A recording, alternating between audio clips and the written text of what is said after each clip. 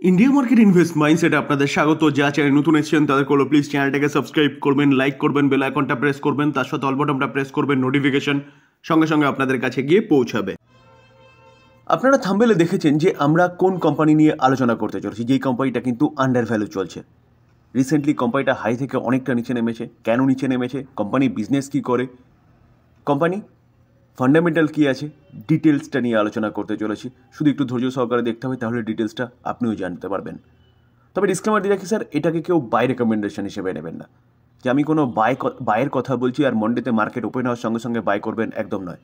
Company নিয়ে ডিটেলসে আলোচনা করছি লার্নিং পারপাস। বাই করবেন, নিজে ফার্দার অ্যানালিসিস করবেন, নিজের রিস্ক ম্যানেজমেন্ট বুঝবেন, বুঝে নিয়ে তারপরে বাই করার কথা চিন্তা ভাবনা করবেন। হয়তো এই ভিডিওটা আপনাকে কিছুটা হেল্প করবে। দেখুন, আমরা দেখতে পারবো যে জানুয়ারি থেকে কোম্পানিটা 24% মতন কারেকশান হয়েছে এবং লাস্ট উইকে 2% মতন আপসাইড মুভমেন্ট দেখিয়েছে, অর্থাৎ কোম্পানিটা কিন্তু আবার কামব্যাক করছে। লাস্ট এক মাসে দেখলে দেখাবে কোম্পানিটা এক মাসে 24% মতন কারেকশান দেখাচ্ছে, যেখানে লাস্ট 3 মাসে দেখলে দেখাবে কোম্পানিটা 16% মতন কারেকশান দেখাচ্ছে। অর্থাৎ বলতে পারেন যে 3 মাস ধরে কোম্পানিটা কিন্তু কন্টিনিউয়াসলি নিচেই আসছে। যেখানে লাস্ট 6 মাসে দেখলে দেখাবে 13%, এক বছরে 36%, 2 বছরে 166%। তাহলে 2 বছরে 166% মানে অনেকটা রিটার্ন দিয়েছে। যেখানে 3 বছরে দেখলে দেখাবে 76% এবং 5 বছরে 823% রিটার্ন দিয়েছে। অর্থাৎ ব্যাপক একটা রিটার্ন কিন্তু জেনারেট করে দিয়েছে এই কোম্পানিটা লাস্ট 5 বছরে। কোম্পানিটা চলছে কত? কোম্পানিটা 1335-এ চলছে। তো আমরা দেখতে পারবো, দেখুন যে লেফট থেকে রাইটে কিন্তু ওপরেই গেছে। তো কোম্পানিটা কোভিডের পর থেকে, মানে কোভিডের সময় অনেকটা কারেকশান হয়েছে। দেখলে দেখা যাবে কোম্পানিটা অ্যাপ্রক্সিমেট 50%-এর কাছাকাছি কিন্তু কারেকশান দেখিয়েছে কোভিডের সময়। তো সেই জায়গায় দাঁড়িয়ে স্যার কোম্পানিটা কিন্তু এরকমই কারেকশান হয় যখন মার্কেটের অবস্থা একটু খারাপ থাকে। আমি এখানে 47% মতন ধরতে পেরেছি। তারপরে দেখলে দেখা যাবে কোম্পানিটা দেখুন 647% মতন রিটার্ন দিয়েছে, আমি অ্যাপ্রক্সিমেট ধরতে পেরেছি। তারপরে ইউক্রেন রাশিয়া যুদ্ধের সময় কিন্তু কোম্পানিটা পড়েছে। দেখলে দেখাবে এখানেও কোম্পানিটা কিন্তু অ্যাপ্রক্সিমেট 40%-এর কাছাকাছি পড়েছে। তো তারপরে যখন মার্কেট কামব্যাক করেছে, কোম্পানিটা কিন্তু আবারও কামব্যাক করেছে। দেখলে দেখাবে এখনও পর্যন্ত কোম্পানিটা 167% রিটার্ন দিয়েছে এপ্রিল 2023 থেকে 7 ফেব্রুয়ারি 2025 পর্যন্ত। হেভি রিসেন্ট দেখলে দেখা যাবে কোম্পানিটা অনেকটা কারেকশান দেখিয়েছে তার হাই থেকে। কতটা? প্রায় 32% মতন। হাই কত মেরেছে? হাই মেরেছে 1989। তো সেখান থেকে এখন ট্রেড করছে কততে? 1335-এ। তো অনেকটা নিচে চলে এসছে। নিচে চলে আসার পিছনে কারণ কি? কারণে যাওয়ার আগে কিন্তু আমাদের জানতে হবে যে কোম্পানিটা কাজ কী করে, তাহলে আমাদের কারণটা ভালো মতন বোঝা যাবে। কোম্পানির নাম কি? সেন্ট্রাল ডিপোজিটরি সার্ভিস লিমিটেড, অর্থাৎ সিডিএসএল। সিডিএসএল এই কোম্পানিটা কাজ কী করে? এই কোম্পানিটা হচ্ছে একটা ডিপোজিটারি, যেখানে আমরা যখন শেয়ার মার্কেটে ইনভেস্টমেন্টের জন্য ট্রেডিং এবং ডিম্যাট অ্যাকাউন্ট খুলছি, তো এই ডিপিটা কোথায় যাচ্ছে, কোথায় খোলা হচ্ছে? ডিপি খোলা হচ্ছে এই সিডিএসএলের কাছে, সিডিএসএল এবং এনএসডিএলের কাছে। তো সিডিএসএল সেই কোম্পানি নিয়ে আলোচনা করছি, যেখানে এই কোম্পানিটার বিজনেসই কিন্তু শেয়ার মার্কেট রিলেটেড। অর্থাৎ কোম্পানি ভালো করবে কখন? যখন মার্কেট ভালো করবে। তো সেই জায়গায় দাঁড়িয়ে দেখুন কোভিডের সময় মার্কেট পড়েছে, কোম্পানি পড়েছে। ইউক্রেন রাশিয়া যুদ্ধের সময় মার্কেট পড়েছে, কোম্পানি পড়েছে।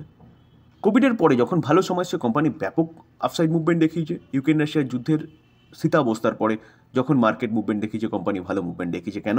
কারণ মার্কেটে পার্টিসিপেন্টের পরিমাণ বাড়ছে যখন মার্কেট উপরের দিকে উঠছে, অর্থাৎ প্রচুর ডিম্যাট অ্যাকাউন্ট ওপেন হচ্ছে। আর প্রচুর ডিম্যাট অ্যাকাউন্ট ওপেন হচ্ছে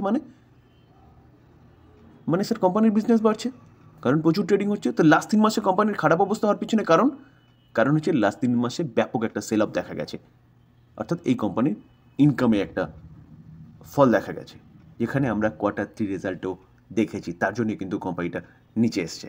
যেখানে আমরা ডিসেম্বর কোয়ার্টার, সেপ্টেম্বর কোয়ার্টার এবং 1 বছর আগের ডিসেম্বর কোয়ার্টার দেখতে পারবো যে সেলস 214 হয়েছিল, সেখানে আগের কোয়ার্টারে 322, এই কোয়ার্টারে 278। তো সেলস কিন্তু ইয়ারলি বাড়লেও কোয়ার্টারলি পড়েছে।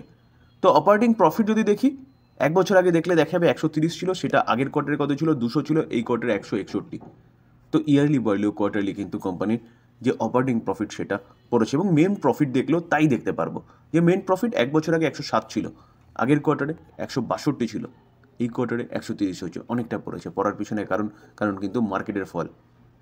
তো মার্কেট পড়েছে, কোম্পানির প্রফিটও পড়েছে লাস্ট কোয়ার্টারে। তো তো মার্কেট ভালো করলে কিন্তু কোম্পানি আবারও উঠতে শুরু করবে।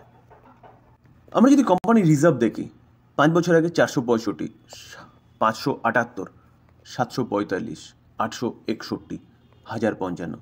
তো কোম্পানির রিজার্ভ কিন্তু কন্টিনিউয়াসলি বাড়ছে। কোম্পানিটা লং টার্ম বোরিং দেখলে দেখা যাবে কিছু নেই, শর্ট টার্ম বোরিংও কিছু নেই, অর্থাৎ কোম্পানিটা পুরো date free company.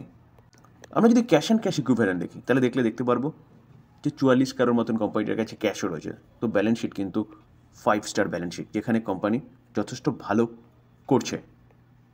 Year on year basis যদি কোম্পানির লাস্ট 5 বছরের রেভিনিউ দেখলে দেখা যাবে 5 বছর আগে 211, তারপর 312, 480, 480টা 544, 742।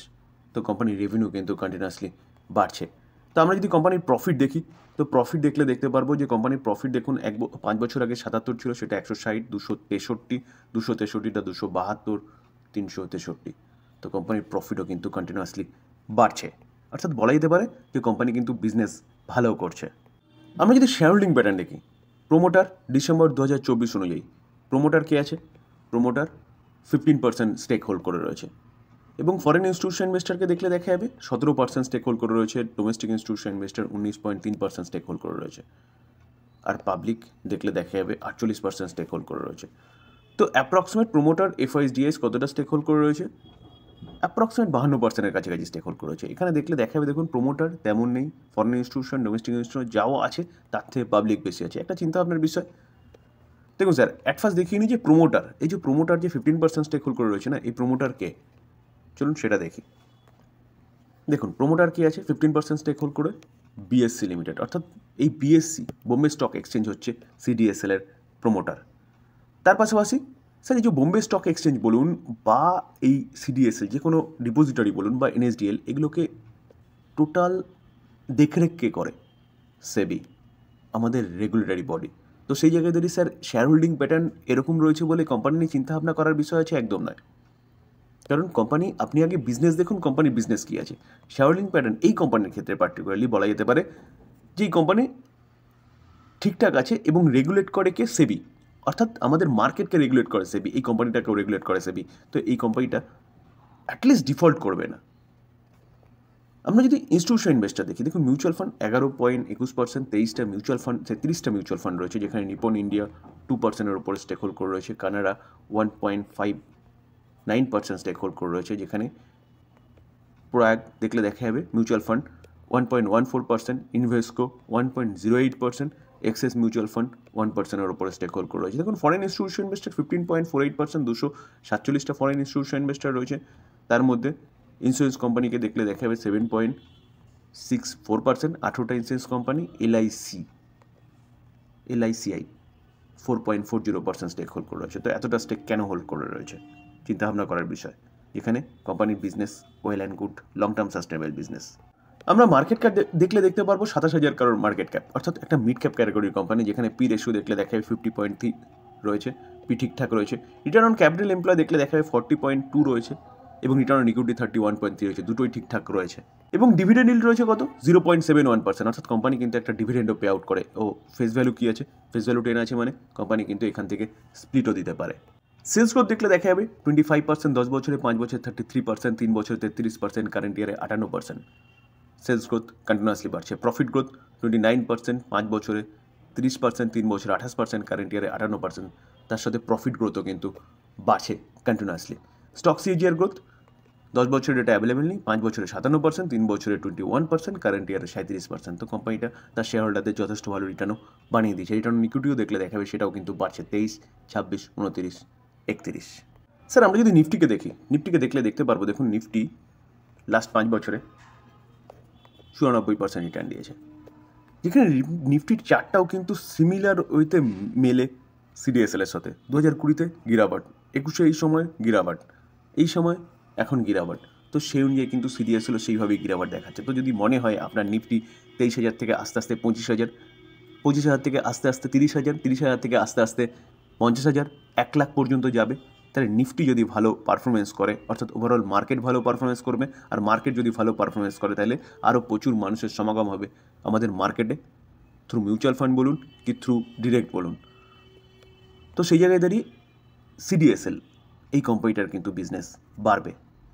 তো ভবিষ্যতে কোম্পানিটা ভালো করতে পারে। দেখুন স্যার, আমি কোম্পানিটা নিয়ে আলোচনা করলাম ডিটেলসে, যেটা লার্নিং পারপাস। সব ডেটা আপনাদের সামনে তুলে ধরার চেষ্টা করলাম। এটাকে কেউ বাই রেকমেন্ড নেবেন না। বাই করার আগে নিজে ভালো মতন অ্যানালাইসিস করবেন, তারপরে বাই করবেন, না হলে একবারও ভাববেন না। হয়তো এই ভিডিওটা আপনাকে কিছুটা হেল্প করবে। অনেকে কমেন্টসে লেখেন, স্যার আপনি এই কোম্পানি বাই করতে বলেছেন, ওই কোম্পানি বাই করতে বলেছেন। আমি কিন্তু কোনোদিনও কাউকে বাই করার রেকমেন্ডেশন দিইনি। আমি কোম্পানিগুলো আপনাদের সামনে তুলে ধরার চেষ্টা করেছি বা দেখানোর চেষ্টা করেছি কোম্পানি বিজনেস কী করে, কীভাবে বিজনেস করে, কীরকম করেছে, ব্যাস এইটুকুই। আর হয়তো ইনফরমেশন, কোম্পানির সম্বন্ধে নিউজগুলো নিয়ে আলোচনা করেছি। কোনো বাই রেকমেন্ডেশন কোনো দিনও দিইনি। তো সেই জায়গায় দাঁড়িয়ে এটাকে কেউ বাই রেকমেন্ডেশন হিসেবে নেবেন না। আলোচনা এই পর্যন্ত। যদি ভালো লাগে, যারা চ্যানেল নতুন এসেছেন তাদের করলে প্লিজ চ্যানেলটাকে সাবস্ক্রাইব করবেন, লাইক করবেন, বেল আইকনটা প্রেস করবেন, তার সাথে অল বাটনটা প্রেস করবেন, নোটিফিকেশন সঙ্গে সঙ্গে আপনাদের কাছে গিয়ে পৌঁছাবে। থ্যাংক ইউ, ভালো থাকবেন।